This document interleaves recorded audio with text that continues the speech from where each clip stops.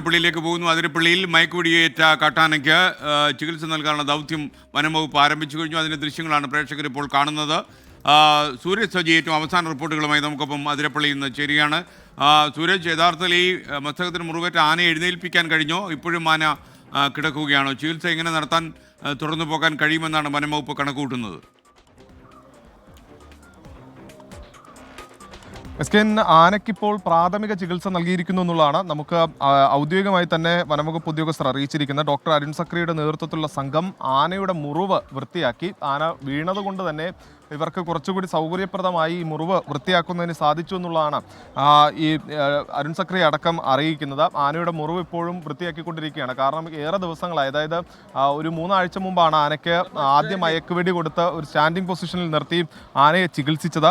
അന്ന് ചികിത്സ നടപ്പാക്കിയതിന് ശേഷവും ഇത് ആ ചികിത്സ ഒരു ഫലപ്രാപ്തിയിലേക്ക് എത്തുന്ന ഒരു സാഹചര്യം ഉണ്ടായിരുന്നില്ല. പിന്നീട് ഇതുവഴി അലഞ്ഞു തിരിഞ്ഞ് നടന്ന ആന പലപ്പോഴും ഈ മണ്ണും ചെളിയും എല്ലാം തന്നെ ഈ മുറിവിലേക്ക് വാരി എറിയുന്ന നമ്മൾ കണ്ടു. ഈ മുറിവിൽ നിന്ന് പുഴുവരിച്ചു വരുന്ന ദൃശ്യം 24 തന്നെ പുറത്തു വിട്ടതോടെയാണ് വീണ്ടും ആനയെ പിടികൂടി, മയക്കുവെടി വെച്ച് പിടികൂടി ചികിത്സ നടപ്പാക്കാനുള്ള ഒരു തീരുമാനത്തിലേക്ക് പോലും വനംവകുപ്പ് എത്തിയത്. അതുകൊണ്ട് തന്നെ ഈ മുറിവിനകത്തുണ്ടായിരുന്ന പുഴുക്കളടക്കം ഉള്ള പുഴുവും ഇതെല്ലാം എടുത്തു കളഞ്ഞു എന്നുള്ളതാണ് പറയുന്നത്. ഇപ്പോൾ ഈ മുറിവ് പൂർണ്ണമായും വൃത്തിയാക്കിയിരിക്കുന്നു.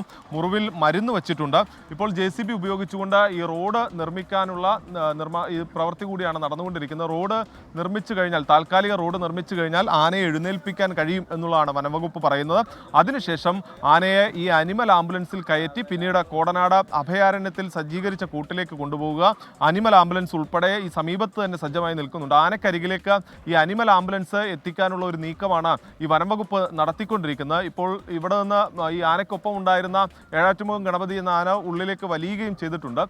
നിലവിൽ ഈ ആനയ്ക്ക് വലിയ ഇപ്പോൾ ആശങ്കപ്പെടേണ്ട ഒരു സാഹചര്യം ഇല്ല എന്നുള്ളതാണ് വനംവകുപ്പ് അറിയിക്കുന്നത്. കാരണം ഇത് മറിഞ്ഞു വീണ സമയത്ത് ആനയ്ക്ക് എന്തെങ്കിലും സംഭവിച്ചിരിക്കുമോ എന്ന സംബന്ധിച്ചൊക്കെ ഉള്ള ഒരു ആശങ്കകൾ ഉണ്ടായിരുന്നു. പക്ഷേ അത്തരം ആശങ്കകളൊന്നും വേണ്ട. ആനയ്ക്ക് പ്രാഥമികമായി നൽകേണ്ട ചികിത്സ നൽകിയിരിക്കുന്നു. ആനയുടെ മുറിവ് വൃത്തിയാക്കിയിരിക്കുന്നു.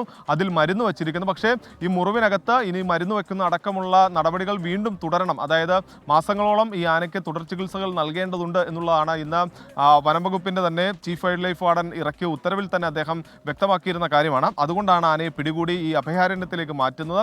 ആന ഇപ്പോഴും ഈ കിടക്കുക തന്നെയാണ്. അതിൻ്റെ അവിടെ നിന്ന് ആനക്കരികിൽ നിന്നുള്ള ദൃശ്യങ്ങളടക്കം നമുക്ക് ഇപ്പോൾ ലഭ്യമായിട്ടുണ്ട്. ഈ ഡോക്ടർമാർ ചികിത്സ നടക്കുന്ന അടക്കമുള്ള ദൃശ്യങ്ങളും നമുക്ക് ലഭ്യമായിട്ടുണ്ട്. അതിൽ ആനയ്ക്ക് ചികിത്സ നൽകുന്ന എല്ലാം തന്നെ വ്യക്തമാണ്.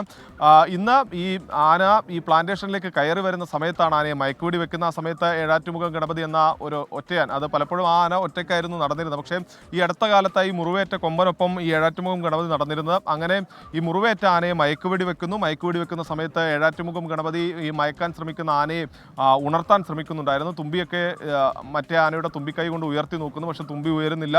അത് കഴിഞ്ഞ് മസ്തകത്തിൽ തട്ടി നോക്കുന്നു, എഴുന്നേൽക്കുന്നില്ല. ആന മയക്കത്തിൽ നിന്ന് ഉണരുന്നില്ല. ഇതോടുകൂടി ഈ ആന ഒന്ന് പുറകിലേക്ക് തള്ളി നോക്കുന്നതിനിടയിലാണ് ഈ മുറിവേറ്റ ആന മറിഞ്ഞു വീഴുന്നതും. ഇപ്പോൾ അങ്ങനെ മറിഞ്ഞു വീണ ആനയെ എഴുന്നേൽപ്പിക്കാനുള്ള നടപടികളാണ് പൂർത്തിയായി വരുന്നത്. JCB ഉപയോഗിച്ച താൽക്കാലിക റോഡിൻ്റെ നിർമ്മാണം അത് പൂർത്തിയായിരിക്കുന്നു. JCB അവിടെ നിന്ന് താഴേക്ക് ഇറങ്ങിയിരിക്കുന്നു. താൽക്കാലിക റോഡിൻ്റെ നിർമ്മാണം ഇപ്പോൾ പൂർത്തിയായിരിക്കുന്നു എന്നുള്ളതാണ് ഒടുവിൽ നമുക്ക് ലഭിക്കുന്ന അപ്ഡേറ്റ്.